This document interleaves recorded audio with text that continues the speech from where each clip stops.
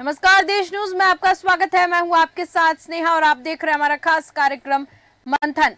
आज मंथन में बात होगी किसानों को लेकर और किसानों का आंदोलन लगातार जारी है। पंजाब के किसानों का दिल्ली कूच का आज दूसरा दिन रहा और किसान शंभू और खनौरी बॉर्डर से हरियाणा में घुसने की कोशिश उनकी जारी है और दिल्ली बॉर्डर पर आज भी जाम की स्थिति बनी रही। किसान मजदूर मोर्चे के कोऑर्डिनेटर रणवीर सिंह ने यहाँ पर बहुत से आपको कोऑर्डिनेटर देखने को मिलेंगे। हम किसानों की जब बात कर रहे हैं यहाँ पर तो राकेश टिकैत की बात मैं यहाँ पर जरूर कहूंगी। कुछ दिनों पहले यानी कि 2-4 दिन से जब किसान एक्टिव नजर आए तो राकेश टिकैत नहीं, लेकिन कल राकेश टिकैत ने कहा है कि किसानों को कुछ भी हुआ तो वो नहीं बख्शेंगे। राकेश टिकैत की भी चेतावनी सामने आ गई है।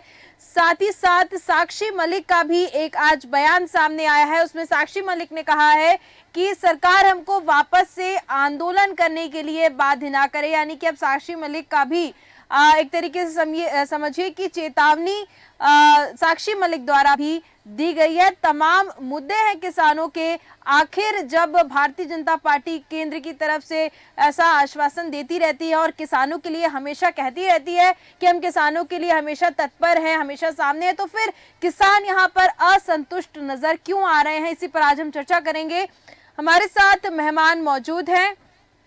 हमारे साथ जुड़ चुके हैं भारतीय जनता पार्टी से वेद प्रकाश शास्त्री जी, साथ ही साथ हमारे साथ डॉक्टर नवीन आनंद जोशी जी जुड़ चुके हैं, राजनीतिक विश्लेषक। हमारे साथ राकेश सिंह जी जुड़े हुए हैं जो कि किसान नेता हैं और हिमांशु बहुगुणा जी हमारे साथ जुड़े हैं, कांग्रेस प्रवक्ता उत्तराखंड से। आप सभी का बहुत बहुत स्वागत है। सबसे पहले मैं आऊंगी राकेश सिंह जी आपके पास। आपसे जानना चाहती हूँ, आखिर किसान लगातार तत्पर है, किसान आसानी से अपनी बात नहीं रख पा रहे। स्नेहा जी, इस देश का दुर्भाग्य है कि जो देश कृषि आधारित है, 70% कृषि पर निर्भर है, हम उसकी योजना बनाते हैं लेकिन उसके प्रति हम नहीं करते। और आज भी हुआ है, कोरोना काल के वक्त को आप याद करिए, उस समय भी किसानों ने पूरी दिल्ली को और तमाम मतलब जो अराजकता की स्थिति हो गई थी। तो क्या मोदी जी वह संवेदनशील प्रधानमंत्री हैं? उनके पास उस समय कृषि मंत्री नरेंद्र सिंह तोमर थे, आज उनके पास अर्जुन मुंडा है। मैं समझता हूं कि ऐसा कोई मसला नहीं है जो बातचीत से हल नहीं हो सकता है। तो हमने उनको भारत क्यों ला दिया? क्या वे पाकिस्तानी हैं जो हमारे अंदर घुस रहे हैं तो हम उनको इस तरह से बर्बरतापूर्ण तरीके से बाहर कर रहे हैं? या उनके प्रतिनिधि हमसे बातचीत करने में भाई 2-3 बार वार्ता हुई है, वो फेल हो गई है। लेकिन मेरा फिर भी ये कहना है कि ऐसा कोई मसला नहीं होता जो बातचीत से हल नहीं होता। और वो जो उनकी मांगे हैं, एक बार उनकी मांगों पर सरकार 2 कदम पीछे और मान लिया जाए, बहुत बड़ा विषय नहीं है। और ना कोई ये इतना बड़ा है कि इसको लेकर के पूरी दिल्ली देश की है, वहां पर आपने जो बातचीत की, न केवल सड़कें बल्कि ट्रेनें, मेट्रो, वहां का व्यवसाय, व्यापार, वहां के बच्चों की पढ़ाई लिखाई सब कुछ प्रभावित हो रहा है। दिल्ली इस समय यानी युद्ध का मैदान है और हम इस महाभारत को लोकसभा चुनाव के पहले क्यों होने देना चाहते हैं? क्या माननीय कृषि मंत्री जी इस पर कोई ऐसा रास्ता ढूंढ सकते हैं जिस बातचीत के रास्ते से ये इतना बड़ा विषय नहीं है जो हल नहीं हो सकता हो? इसको किया जाना चाहिए। रहा सवाल उनकी 2 या 3 मांगे हैं कि न्यूनतम समर्थन मूल्य की बात है या उनमें स्वामीनाथन आयोग की। तो बिल्कुल वही जो हम बात कर रहे हैं आज किसानों की जब बात हो रही है तो किसानों की प्रमुख मांगों की यहाँ पर बात होती नजर आती है। और प्रमुख मांगे, सबसे पहले जब किसान बात करते हैं तो एमएसपी की बात करते सामने आते हैं। साथ ही साथ स्वामीनाथन की जो रिपोर्ट है उसको हमेशा पेश करने की बात करते हैं। स्वामीनाथन रिपोर्ट में बहुत सी ऐसी अहम चीजें हैं जिसके बारे में लगातार जिक्र होता रहता है। उसमें किसानों की लाभ से भरी सारी सूचियां हैं कि अगर किसान की फसलों को नुकसान होता है तो क्या सरकार को करना चाहिए, अगर उसकी खेती सही से नहीं हो पाई है किसी साल तो फिर सरकार क्या मदद कर सकती है। किसानों के ऊपर जो कर्ज रहता है उसको लेकर भी वहां पर बात हुई है। किसान जो आत्महत्या कर लेते हैं उनकी भी उस पर बात हुई है। तो स्वामीनाथन रिपोर्ट का जो लगातार जिक्र होता रहता है वो किसानों के लिए जरूर लाभदायक है।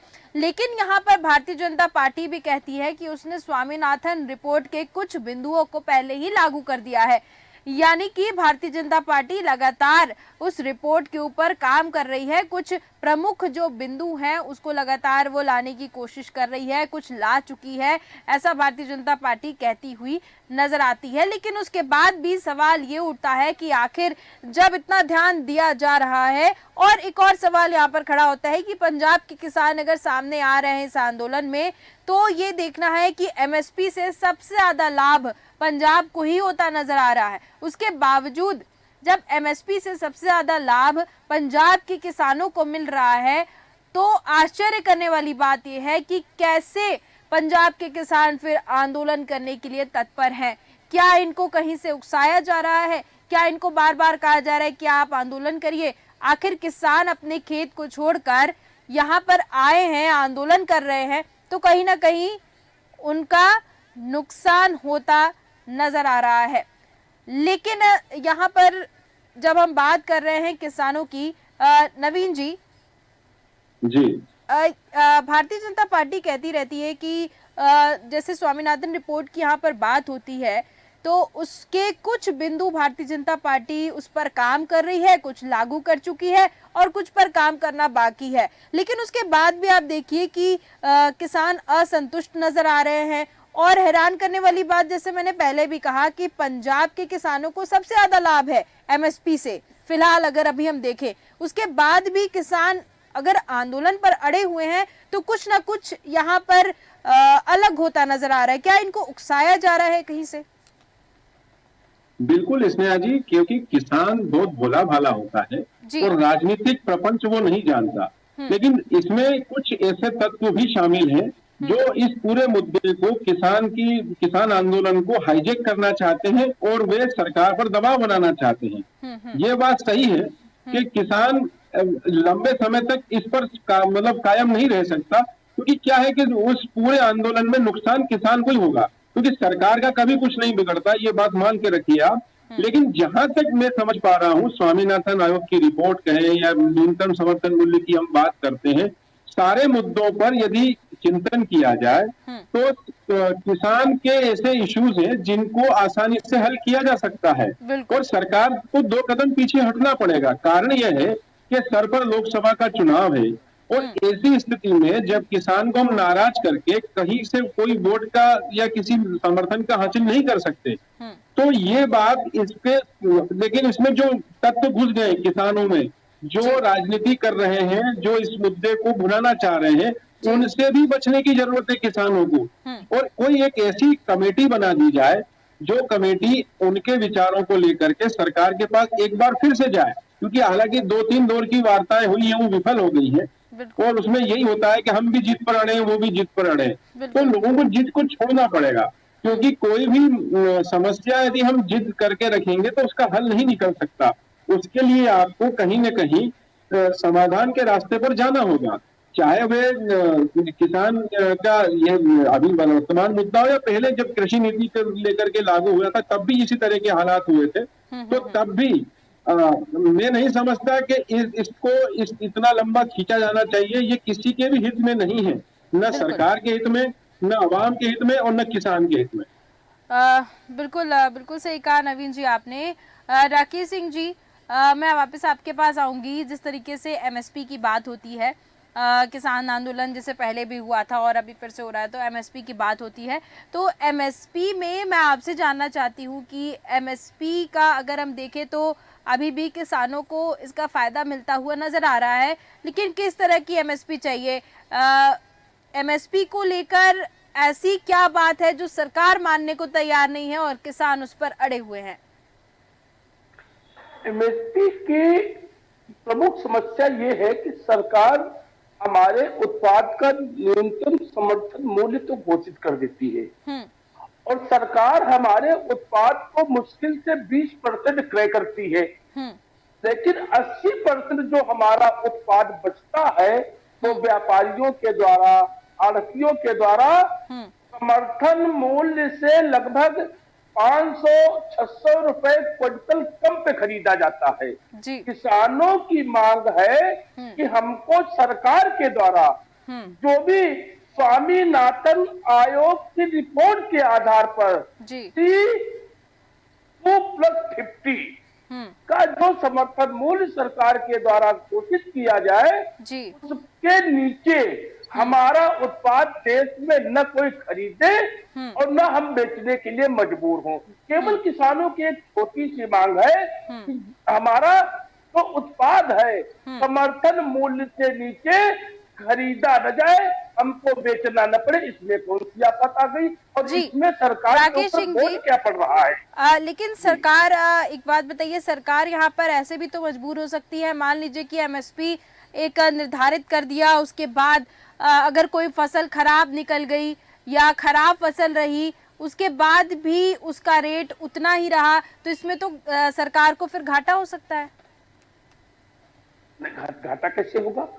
आप बताइए, अगर प्रकृति की मार से कोई फसल नुकसान होती है तो उसमें किसान का कोई दोष नहीं होता है। नहीं, हमारा किसान के बिना दोष प्रोडक्ट वाली है, अगर मैं मानूं कि जैसे कुछ फसल मान लीजिए आपने बहुत अच्छे से फसल की देखभाल की है और फसल बीच में अच्छी है, लास्ट में आके अगर आपकी फसल खराब हो जाती है तो भी सरकार को इसमें घाटा नहीं होगा क्या? क्योंकि सरकार ने तो वहां पे निर्धारित कर दिया। नहीं, हमारी फसल का जो बिकने वाला उत्पाद है, जैसे हमारी फसल में हमने गेहूं बोया, वो गेहूं हमारा बरसात की वजह से खराब हो गया, ओले की वजह से खराब हो गया, तो ना वो सरकार खरीदती है ना वो व्यापारी खरीदता है। वो तो हमारा घरेलू काम काज में, पशुओं के चारे में, दाने में, घर के में खाने, ये इस्तेमाल कर लिया। लेकिन जो सरकार या व्यापारी खरीदता है, ए ग्रेड और बी ग्रेड का हमारा माल खरीदता है, हम उसके समर्थन मूल्य देने की बात कर रहे हैं, न कि अपने कंडम माल का रेट मांग रहे हैं। हम कंडम माल को नहीं दे रहे हैं सरकार को, लेकिन जो हमारा बिक्री के लिए तैयार माल है, अच्छा माल है, उसको तो हमारा समर्थन मूल्य से खरीदा जाए। मेरी ये मांग है, किसानों की ये मांग है, इसमें नहीं। अब मान लीजिए सरकार कह रही है कि समर्थन मूल्य देने से सरकार के ऊपर बोझ बढ़ जाएगा। जी, सरकार कह रही है कि 15 लाख करोड़ का बोझ सरकार के ऊपर पड़ जाएगा, पूरा हमारा राजस्व इसी में चला जाएगा, बजट इसी में चला जाएगा। जी, लेकिन आप ये मान लीजिए, फसल का 3 हिस्सा कर लीजिए, एक हिस्सा तो किसानों के अपने निजी उपयोग में आ जाता है। ठीक है राकेश जी, बिल्कुल आपकी मांगों को समझ रहे हैं। एक हिस्सा व्यापारी, बिल्कुल मांगे एकदम यहाँ पर समझ में आ रही हैं और किसानों को कहीं ना कहीं, जी किसानों को कहीं ना कहीं उनकी मांगे हैं तो सरकार को जरूर सुनना चाहिए और कुछ ना कुछ इस पर हल जरूर निकालना चाहिए। हिमांशु जी, मैं आपके पास आऊंगी। हिमांशु जी, आवाज सुन पा रहे हैं आप मेरी? जी हिमांशु जी, जिस तरीके से किसानों का ये लगातार आंदोलन जारी है, एमएसपी को लेकर बात सामने आती है, आखिर आपको क्या लगता है किसान इस तरह से तत्पर है, अड़े हुए हैं, वहीं प्रशासन भी तत्पर है, सरकार भी अड़ी हुई है, इसका हल इतना आसानी से निकल क्यों नहीं पा रहा है?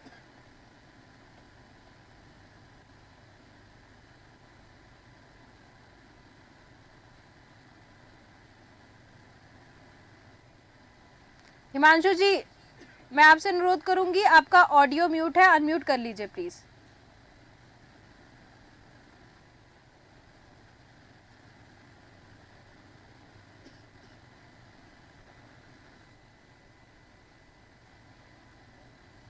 जी हिमांशु जी, बोलिए। जी नहीं, आपकी आवाज नहीं आ पा रही है। आप अपना ईयरफोन से एक बार वापस से कनेक्ट करने की कोशिश करिए। ठीक है, उसके पहले मैं अब आऊंगी वेद प्रकाश जी आपके पास।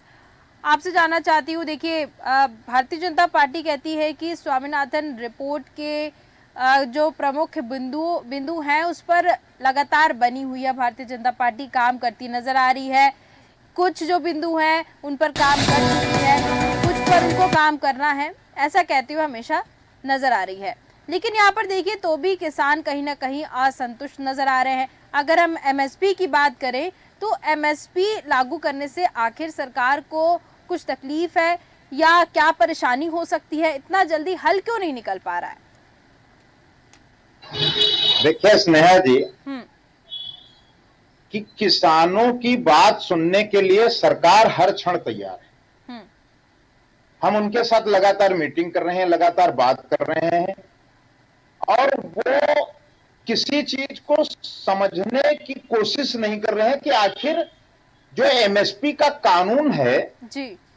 वो कह रहे हैं कि इसको तुरंत लागू करो। सरकार ने कहा है कि हम इस पर कमेटी बना करके आपके साथ कम्युनिकेशन करके इस कानून को बनाने का काम करेंगे। हम उस कानून को बनाने से पीछे नहीं हट रहे हैं, लेकिन समस्या इस बात से कहा गया था, कोर्ट में भी बात आई थी, तो उन्होंने कहा था कि भाई 3 लोग कमेटी बनाई जाएगी, उसमें 3 हमारे किसान भाई भी शामिल जी। आज तक उन लोगों के नाम नहीं आ पाए। चलिए ठीक है, क्या जो तरीका ये एमएसपी की गारंटी लागू कराने का अपना रहे हैं, क्या इस देश के किसान को यही तरीका अपनाना चाहिए? अभी 1 महीने के बाद चुनाव होने वाला है। 2 साल से यह मामला पेंडिंग चल रहा था, लगातार हमारी उनकी बातचीत चल रही थी केंद्र सरकार से। तब तो किसान साथी हमारे इतना उग्र नहीं हुए। आखिर इतना क्या कारण हो गया है कि आज इतनी उग्रता है कि दुनिया की तोड़ फोड़, हंगामा, उपद्रव, संघर्ष, पत्थरबाजी गुम्मे चल रहे हैं? तो क्या इससे किसानों की समस्याओं का समाधान हो जाएगा? समाधान होगा बैठने से, समाधान होगा बातचीत करने से, समाधान हल निकालने से। उसके लिए पूरी तरीके से केंद्र सरकार तैयार है और हर समस्या के समाधान के लिए सरकार तत्पर है, और वो आए बैठ करके एक बेंच पे बात पर उनकी समस्या का समाधान किया जाएगा, समस्या का समाधान होगा। लेकिन ट्रेन बंद करने से, सड़क जाम करने से, पूरे नागरिकों को परेशान करने से, पूरी दिल्ली को जाम करने से क्या समस्या का समाधान हो जाएगा? ठीक है, इस बात को हमारे किसान भाइयों को समझना चाहिए। बिल्कुल ठीक है। हिमांशु जी से हम पूछ लेते हैं। हिमांशु जी, जिस तरीके से मैंने पूछा आपसे, लगातार किसानों का आंदोलन जारी है, साथ ही साथ अगर हम देखें तो प्रदर्शन हो रहा है अच्छी तरीके से, दिल्ली की आवाजाही प्रभावित हो गई है, तो क्या किसानों का इस तरीके से आंदोलन करना जायज है? क्या सरकार या फिर आसानी से नहीं मान रही है, किसान आसानी से अपनी जो उनके प्रमुख बिंदु हैं वो आसानी से पेश नहीं कर पा रहे हैं? असमंजस की स्थिति बनी हुई है, इससे आम लोग जो है उनको भी दिक्कत हो रही है।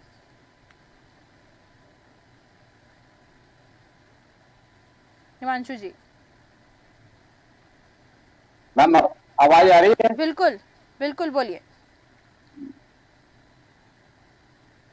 मैम, किसान जो हमारी राष्ट्रीय धरोहर हैं, अगर हम अपनी राष्ट्रीय समस्याएं नहीं समझेंगे और इस बात को तन मनन मंथन अवलोकन नहीं करेंगे कि राष्ट्रीय समस्याओं का निराकरण समय पर नहीं हो पा रहा है, तो ये निश्चित ही राष्ट्रीय चिंतन का भी विषय है। जिस देश जिस देश के किसानों ने जब एक विदेशी आक्रांता उन्होंने हमारे देश में डंक मारा था, दंश मारा था, जिसने खाद्य श्रृंखला को मजबूत करने का काम किया, उस किसानों को दिए गए आश्वासन को आज इतने वर्ष, 1 वर्ष हो गया, उसके बाद अगर ये सरकार नहीं चेत रही है, 378 दिन ये पहला किसान आंदोलन चला जो काले कानूनों के खिलाफ था, जिसमें 750 किसानों की शहादत हुई, ये तब किसानों के लिए दर्द महसूस नहीं कर रही है। तो ऐसे सरकार के लिए सत्याग्रह करना, आंदोलन करना गैर कानूनी नहीं, पूरा अधिकार मोर्चे पर विफल रही, असफल रही, गाय के मुद्दे पर असफल रही। आज ये गाय का सबसे बड़ा निर्यातक देश बनने, दूसरा सबसे बड़ा निर्यातक देश बनने जा रहा है, जिसने गौ, गीता, गायत्री, गंगा पे राजनीति यानी कि हिमांशु जी, अगर हम जहां से यशस्वी मतलब कि आंदोलन कर करके और सारी चीजें प्रभावित करके क्या किसान अपनी मांगे पूरी करवा सकते हैं? मैम, किसान एक आंदोलन कर रहे हैं धरना दे रहे हैं, वो दिल्ली में जाकर अपनी आवाज को नरेंद्र मोदी के कानों में डालने का प्रयास कर रहे हैं, क्योंकि नरेंद्र मोदी ने अपने आश्वासनों पर खरे नहीं उतरे। वो हर बार तोता चश्म हो जाते हैं, वो हर बार अपना पक्ष बदल लेते हैं, वो हर बार अपनी राय बदल लेते हैं। इसलिए किसान मजबूर है, और किसान के साथ साथ देश का जवान भी आज मजबूर है। आज 14 फरवरी है, आज के दिन पुलवामा में जघन्य घटना घटने का कार्य हुआ था, और इसकी पूर्ण जिम्मेदारी डॉक्टर के गृह मंत्री को और केंद्र की तानाशाही सरकार नरेंद्र मोदी को देने का कार्य किया था। आज उस 14 जनवरी के दिन पुलवामा में वो हत्या हुई, बलि हुई या बलिदान हुआ, इसकी भी कोई जांच नहीं हुई, तो उसके लिए जवान भी सड़कों पे उतरेंगे। ठीक है वेद प्रकाश जी वेद प्रकाश जी बोलिए। तो हमारे कांग्रेस के प्रवक्ता साथी कह रहे हैं कि नरेंद्र मोदी की सरकार किसान विरोधी सरकार है। जिस समय राहुल गांधी इस देश के प्रधानमंत्री मनमोहन सिंह के हाथ से कानून फाड़ रहे थे लोकसभा के अंदर, और 2006 में स्वामीनाथन की रिपोर्ट आ गई थी, 2014 तक कांग्रेस सत्ता में रही, उस समय ये किसानों के मसीहा क्यों नहीं बन गए? उस समय तो ये बेनकाब हो चुके थे कि ये कितने किसान विरोधी हैं। उस समय भारतीय जनता पार्टी कह रही थी कि स्वामीनाथन रिपोर्ट लागू की जाए, तब ये कहां थे? और हमने अपने मैनिफेस्टो में कहा है कि हम स्वामीनाथन की रिपोर्ट लागू करेंगे, और उसके बहुत से हिस्से हम लागू कर चुके हैं, और जो हिस्से बचे हैं उनको लागू करने के लिए हम प्रतिबद्ध हैं। लेकिन जो किसान विरोधी सरकार हो, जो सत्ता लोलुप सरकार हो, जो भ्रष्टाचार में संलिप्त कांग्रेस की सरकार रही हो, वो किस मुंह से ये कह रही है कि एक सरकार विरोधी किसान है? हमने किसानों के लिए काम किया है, हमने किसानों के लिए संघर्ष किया है, और आज भी हम किसानों के लिए संघर्ष कर रहे हैं, किसानों के साथ खड़े हैं। और क्यों नहीं कांग्रेस आती है किसानों के साथ आंदोलन करने? आ जाए ना साथ में। हमने किसानों के साथ आंदोलन किया है, ये किसानों को मोहरा बना रहे हैं, और किसानों के कंधे पर बंदूक रख करके अपनी राजनीतिक रोटियां सेकना चाहते हैं। किसान को ये विवश कर रहे हैं, मजबूर कर रहे हैं, इसलिए ये सामने आए। ठीक है वेद प्रकाश जी, मेरे पास समय समाप्त हो चुका है, और मैं बिल्कुल यहाँ पर चर्चा को विराम देना चाहूंगी, क्योंकि समय बिल्कुल समाप्त हो चुका है। और आप सभी मेहमानों का बहुत बहुत धन्यवाद मेरे साथ जुड़ने के लिए और इस पर चर्चा करने के लिए। तो यहाँ पर आज किसानों की बात हो रही थी, और लगातार जो पार्टियां हैं एक दूसरे के ऊपर निशाना साधती हुई नजर आई। हालांकि भारतीय जनता पार्टी भी कहती है कि कांग्रेस क्यों नहीं किसानों के हित में बात की। उस वक्त भी स्वामीनाथन की रिपोर्ट आई थी और भारतीय जनता पार्टी ने उसको लागू करने के लिए कहा था, लेकिन कांग्रेस असक्षम रही, नहीं लागू किया। तो अब सवाल खड़े कर रही है कांग्रेस भारतीय जनता पार्टी के ऊपर। ऐसे तमाम सवाल खड़े होते दिख रहे हैं, और किसान अपनी मांगों पर अड़े हुए हैं। देखना ये होगा कि कब तक किसानों की मांग पूरी होती है, क्या बैठक में क्या हल निकलता है, किसान और केंद्र सरकार के बीच जो बैठक होगी उसमें क्या हल निकलता है, किस तरह का हल निकलता है और कब हल निकलता है, ये देखने वाली बात होगी। तो फिलहाल के हमारे इस खास कार्यक्रम में सिर्फ इतना ही। देखते रहिए देश न्यूज़। नमस्कार।